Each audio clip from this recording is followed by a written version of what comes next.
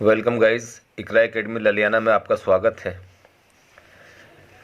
पिछले वीडियो में हमने चित्रा प्रकाशन का जो मॉडल पेपर है 10th क्लास का, स्पेशली इंग्लिश का, उसका प्रैक्टिस सेट जो फर्स्ट था वो सॉल्व किया। आज हम आपके लिए लेकर आए हैं प्रैक्टिस सेट सेकंड, जिसे हम सॉल्व करते हैं।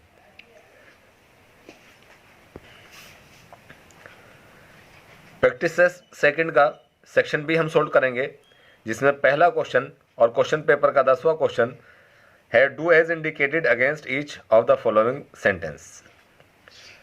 इस तरह से कीजिए निम्नलिखित वाक्यों को जैसा उनके सामने दर्शाया गया है। और पहला सेंटेंस है, पहला सवाल है, ए 2 नंबर का है, बहुत आसान है, बहुत इजी है। She in the river enjoy swimming. Question में दिया हुआ है frame a correct sentence by reordering the words. शब्दों को जोड़कर सही वाक्य का निर्माण कीजिए। तो आइए बनाते हैं। सबसे पहले सब्जेक्ट लाते हैं शी, फिर वर्ब लाते हैं, देखते हैं इसे। चलिए गाइस सोल्व करते हैं इसे। She in the river enjoy swimming, तो ये हो जाएगा she enjoys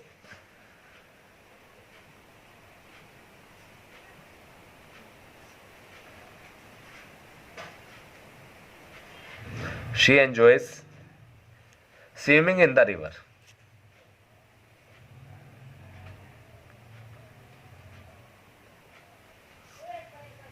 swimming in the river. ये पहला 2 नंबर का क्वेश्चन आपका हो चुका है। सेकंड क्वेश्चन है दे रिफ्यूज हिम एडमिशन। आगे लिखा हुआ है चेंज इनटू पैसिव वॉइस, यानी इसे हमें पैसिव वॉइस में चेंज करना है। तो हमने बताया था कि सब्जेक्ट ऑब्जेक्ट में और ऑब्जेक्ट सब्जेक्ट में बदल जाता है। सबसे पहला ये बदलाव करते हैं। तो ऑब्जेक्ट है इसमें हिम सब्जेक्ट के रूप में हो जाएगा ही, और हेल्पिंग वर्ब आएगी इसमें वाज। रिफ्यूज्ड वर्ब की थर्ड फॉर्म, एडमिशन, चाहे तो आप इतना ही छोड़ दीजिए, चाहे सब्जेक्ट जो यहाँ था वो इधर ले आइए बाई के बाद बाई। दे यहाँ सब्जेक्ट के रूप में है तो ऑब्जेक्ट के रूप में हो जाएगा them. He was refused admission by them. अगला क्वेश्चन देखते हैं।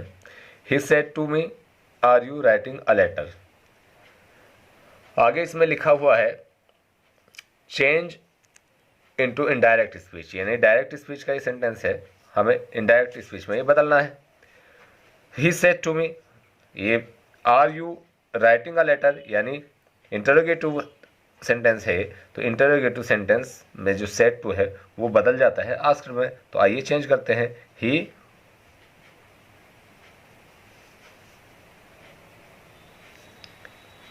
Asked me, said to asked में बदल जाएगा। ही आस्क्ड मी, और इसमें इन्वर्टेड कॉमास को हटाकर कंजक्शन दैट का प्रयोग ना करके इफ़ या वेदर का करते हैं। तो इफ़ का हम यूज़ कर रहे हैं इफ़, और फिर अगले सेंटेंस को सिंपल सेंटेंस बनाकर लिख देते हैं। आर यू मुझसे कहा, तो यहाँ हो जाएगा I was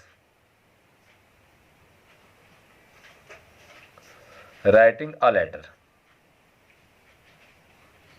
writing a letter,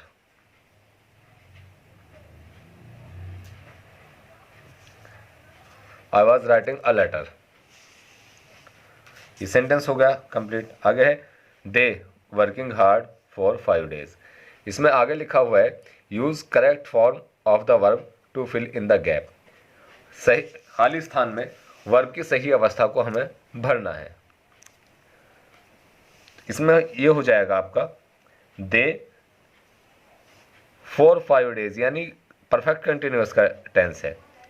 तो they have been,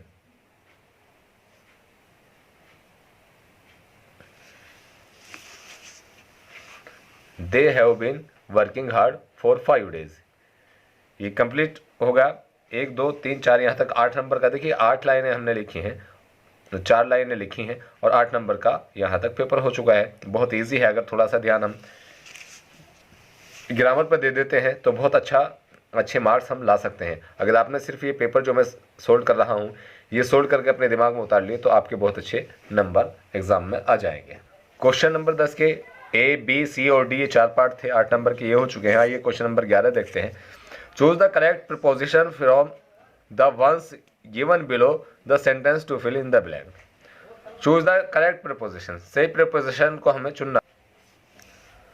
given below नीचे दिए हुए सेंटेंसेस वाक्यों के to fill in the blank, खाली स्थान में भरने के लिए। तो देखते हैं आइए। I am proud my daughter. अब आगे दिए हुए हैं ऑफ, एट, इन टू, तो प्राउड के साथ हमेशा ऑफ आता है, याद रखें। I am proud of you, I am proud of my daughter, I am proud of my son. Next question देखते हैं। Complete the following sentence. यह can you tell me where, आगे डैश डैश कर दिया है, यानी एक सवाल करके छोड़ दिया है कि क्या आप मुझे बता सकते हैं कहाँ। तो हम इसे लिख सकते हैं can you tell me where he resides, he resides यानी वो कहाँ रहता है। Can you tell me where have to, कहाँ जाना है। Can you tell me where are you going to, क्या मुझे बता सकते हैं आप कहाँ जाए। Can you tell me where are they going, कुछ भी आ सकता है इससे मिलता जुलता। आगे देखते हैं अगला क्वेश्चन, तीसरा part. Complete the spelling of the following words. निम्नलिखित शब्दों की वर्तनी पूरी कीजिए। तो देखिए यहाँ दिया हुआ है TONG और आगे 2 स्पेस छोड़े हुए हैं, यानी 2 अक्षर हमें यहाँ लाने हैं। तो ये हो जाएगा UE, TONGU। सेकंड है CON और 2 स्पेस यहाँ दिए हुए हैं Y, इसका मतलब ये है कि 2 अक्षर लाने हैं यहाँ। तो यहाँ आ जाएगा V और यहाँ आ जाएगा O, कॉन्वॉय। आगे देखेंगे हम। Punctuate the following using capital letters wherever necessary. Capital letters यानी बड़े अक्षरों का इस्तेमाल कीजिए जहां जरूरी हो। अब ये दिया हुआ है I may be slow said the tortoise but I can win the race. तो देखते हैं आई हमेशा कैपिटल बनता है, मैं वाला आई वो शुरू में है या बीच में है। और दूसरी बात यह है कि जब हम किसी सेंटेंस को लिखना शुरू करते हैं तो उसकी शुरुआत, कोई भी सेंटेंस हो, प्रत्येक सेंटेंस की शुरुआत कैपिटल लेटर से होती है। आई मे बी सिलो, मैं धीमा हो सकता हूं, और फिर यहां कॉमाज लगाएंगे। सैड द टोर्टोइज, कछुए ने कहा। Said the tortoise. फिर यहां इन्वर्टेड कॉमा है बट, और यहां फिर आई कैपिटल बनाएंगे हम। ये I can win the race. देखिए 2 जगह हमने कैपिटल लेटर का यूज किया है और ये हमारा 2 नंबर का ही आंसर हो गया है। अगला क्वेश्चन है question number 12। Translate the following into English. तो ट्रांसलेशन हमें इसका करना है, translate the following into English. निम्नलिखित का अंग्रेजी में अनुवाद कीजिए। पहला इस स्टोरी का सेंटेंस है, ईश्वर चंद्र विद्यासागर एक योग्य अध्यापक थे। सिंपल सेंटेंस है, कोई बात नहीं है, सिंपल पास्ट है। तो पहले लिखेंगे हम ईश्वर चंद्र, नाम है ये, ईश्वर चंद्र विद्यासागर पूरा लिखेंगे।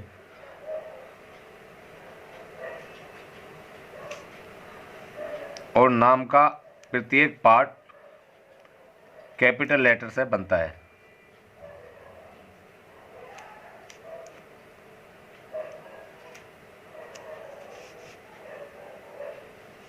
was an, Ishwar Chandra Vidyasagar was an able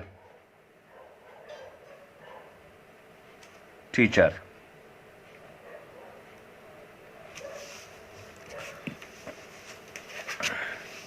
अगला सेंटेंस है, कई विद्यार्थी उनके पास पढ़ने जाते थे। देखते हैं many students used to come, used to go to study to him।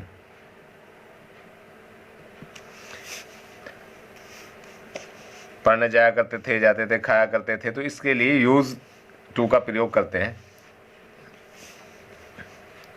ये हो गया many students use to go to study to him, बहुत से कई विद्यार्थी उनके पास पढ़ने जाते थे। अगला सेंटेंस, एक वृद्ध पुरुष भी उनके पास पढ़ने आया। तो हो जाएगा, सिंपल सेंटेंस है ये भी, पास्ट इंडेफिनिट है। An old man also came to them. Sense पूरा हो गया, चाहे तो और बढ़ा सकते हैं, टू स्टडी भी लिख सकते हैं आगे, लेकिन यही सेंस इसका पूरा हो गया था, यहाँ भी इसे छोड़ सकते हैं केम टू देम पर। An old man also came to them to study, एक वृद्ध पुरुष भी उनके पास पढ़ने आया। विद्यासागर ने उन्हें पढ़ाने का वचन दिया। Vidyasagar,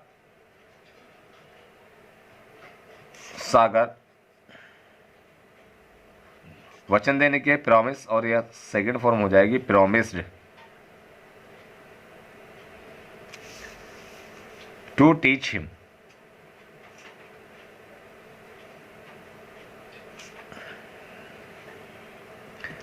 Vidyasagar promise to teach him, Vidyasagar ji ने उन्हें पढ़ाने का वचन दिया। ये आपकी 4 नंबर की स्टोरी थी, लगभग 4 ही सेंटेंस है और 4 नंबर की स्टोरी है, लेकिन स्टोरी वही बना पाएगा, ट्रांसलेशन वही कर पाएगा जिसने की सेंटेंसेस पे अच्छी पकड़ होगी और वो जानता होगा कि ये कौन सा सेंटेंस है, हिंदी में जानता होगा और फिर उसकी अंग्रेजी बनाना चाहता है, उसने रूल्स उसके पढ़े होंगे। नेक्स्ट क्वेश्चन है, write an application to your, एक चीज इसमें छूट गई है, principal, requesting him to issue a character certificate. Complete कर लेते हैं इसे, write an application to your principal, यहाँ प्रिंसिपल और लिख लेंगे।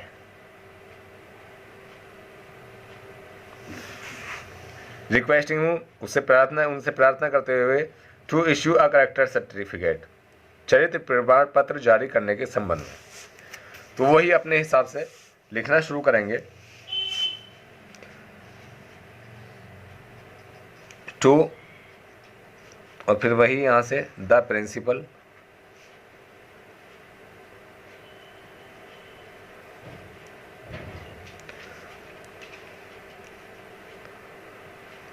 MD, कुछ भी लिख सकते हैं कॉलेज का नाम, मेरठ। सर, अपने पुराने उसी से लिख सकते हैं, रेस्पेक्टफुल्ली,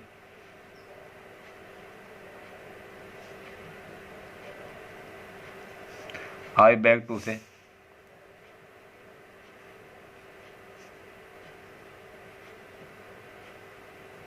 दैट, आपसे निवेदन करना चाहता हूँ, या आपसे विनम्र निवेदन है कि माई फादर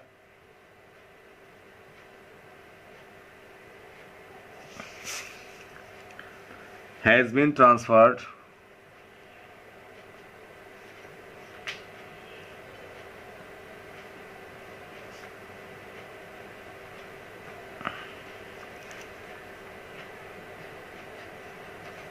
मेरे पिताजी का तबादला हो गया है टू आगरा, आगरा के लिए।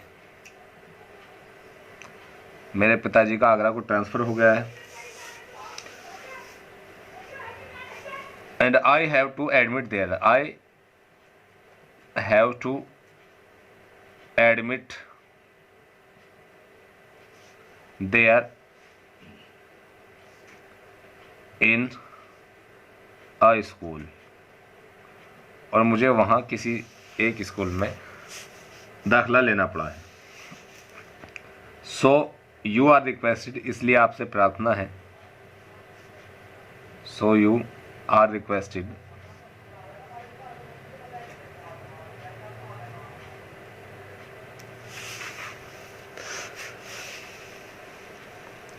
To issue. देखिए यहाँ भी स्टूडेंट गलती कर देते हैं, टू गिव लिख देते हैं, जबकि टू गिव जैसी गलती नहीं होनी चाहिए, क्योंकि सर्टिफिकेट कोई भी वो दिया नहीं जाता, जारी किया जाता है, इसलिए यहाँ टू इश्यू का यूज़ किया जाता है। To issue my character certificate.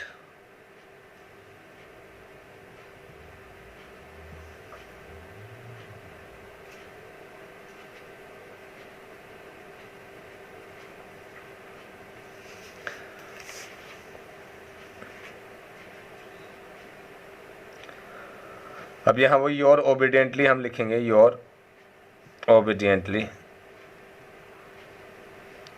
आपका आज्ञाकारी शिष्य XYZ। इसमें पहले इंस्ट्रक्शन दिया हुआ है कि नाम और रोल नंबर आपको इसमें नहीं लिखना है।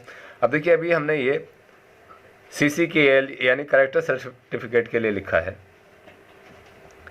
ये आपका ट्रांसफ़र सर्टिफिकेट के लिए भी हो सकता है, स्कूल के जिस कागज़ के लिए भी आपको एप्लीकेशन लिखने के लिए आए, तो आप यहाँ सारा मैटर यही लिखना है, लेकिन आपको यहाँ सिर्फ उस सर्टिफिकेट का नाम लिख देना है। इससे इस एप्लीकेशन से आपकी बहुत सारी एप्लीकेशनें सोल्व हो सकती हैं, बहुत सारी प्रॉब्लम सोल्व हो सकती हैं, बस आपको यहाँ सब्जेक्ट चेंज करना है। आइए देखते हैं नेक्स्ट क्वेश्चन। नेक्स्ट तो आपका क्वेश्चन है ये right a composition on any one of the following topics, यानी ऐसे लिखना है आपको लगभग 60 शब्दों में, और इसमें my father, my village, the policeman दिए हुए हैं। अगर हम इसमें लिखना शुरू करते हैं तो बहुत टाइम लगेगा। ऐसे राइटिंग के लिए हम अलग से एक वीडियो जारी करेंगे, जिससे आपको बहुत बेनिफिट होगा। नेक्स्ट क्वेश्चन इसका देख लेते हैं। Read the following passage carefully and answer the questions set thereon. निम्नलिखित गद्यांश को सावधानी पूर्वक पढ़कर उसके नीचे दिए गए प्रश्नों के उत्तर दीजिए। आइए पढ़ते हैं। Subhash Chandra Bose was a great leader of India. His countrymen called him Netaji because he led them on the right path. He was imprisoned many times, but he soon found out that more efforts should made to make India free. The British power was getting weaker in the Second World War. He thought of shaking it from all sides. One day he escaped from Calcutta in the guise of a Pathan and went to Germany via Peshawar. From Germany he went to Japan. He organized the Indian National Army that fought many battles against the British forces. He said to his countrymen, "Give me blood and I will give you freedom."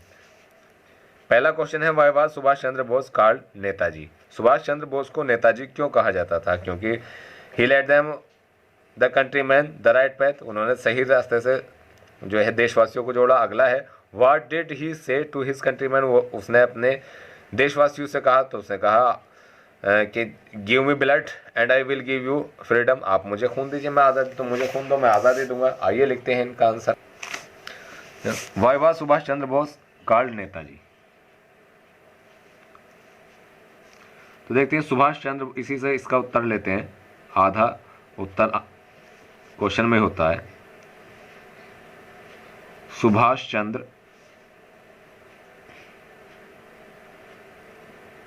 Bose was called Netaji, was called Netaji because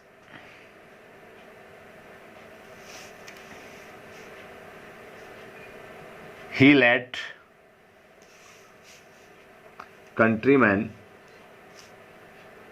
he led his countrymen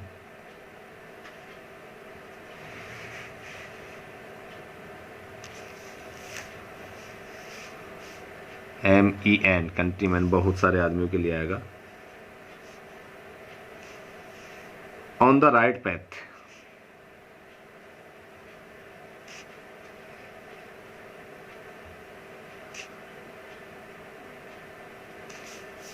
next question है, what did he say to his countryman. वह was Subhash Chandra Bose called Netaji. Subhash Chandra Bose ji को नेताजी क्यों कहा जाता था? लिखा है Subhash Chandra Bose was called, Subhash Chandra Bose was called Netaji because, Subhash Chandra ji को नेताजी कहा जाता था क्योंकि he led his countryman on the right path, उसने अपने देशवासियों को सही रास्ते पर से जोड़ा, यानी सही रास्ते पर लेकर के आए वो, और मैनी जो बैटल्स हैं फ्रीडम के लिए उन्होंने फाइट किए। नेक्स्ट क्वेश्चन है, what did he say to his countryman, वो अपने देशवासियों से क्या कहते थे? What did he say with his countryman to his countryman. He said, उसने कहा टू हिज कंट्रीमैन, अपने देशवासियों से, उन्होंने अपने देशवासियों से कहा। क्या कहा? ये हमने इन्वर्टेड कॉमास में लिखा हुआ है क्योंकि ख़ास बात है, इन्वर्टेड कॉमास में लिखी जाएगी। तो ये लिखा हुआ है, give me blood and I will give you freedom. तुम मुझे खून दो, मैं तुम्हें आज़ादी दूंगा। Give me blood and I will give you freedom. तुम मुझे खून दो, मैं तुम्हें आज़ादी दूंगा। ये नारा, ये स्लोगन बहुत ही फेमस हुआ है आज़ादी में, और इसके ज़रिए से उन्होंने इंडियन आर्मी बनाई जिसने अंग्रेज़ों के साथ युद्ध किए। इस तरह से ये हमारा प्रैक्टिस सेट, जो सेकंड प्रैक्टिस सेट है, दूसरा प्रैक्टिस सेट, उसका सेक्शन भी यहीं पूरा हो जाता है। वीडियो आपको पसंद आए हो तो लाइक, शेयर और कमेंट ज़रूर कीजिएगा। ये बहुत ही काम की वीडियो है, अपने साथियों को भी इसे शेयर कीजिएगा ताकि वो भी बोर्ड एग्ज़ाम में अच्छे नंबर लाके कामयाबी हासिल कर सकें। अगली वीडियो में हम तीसरे प्रैक्टिस सेट का सॉल्यूशन आपको प्रोवाइड कराएंगे।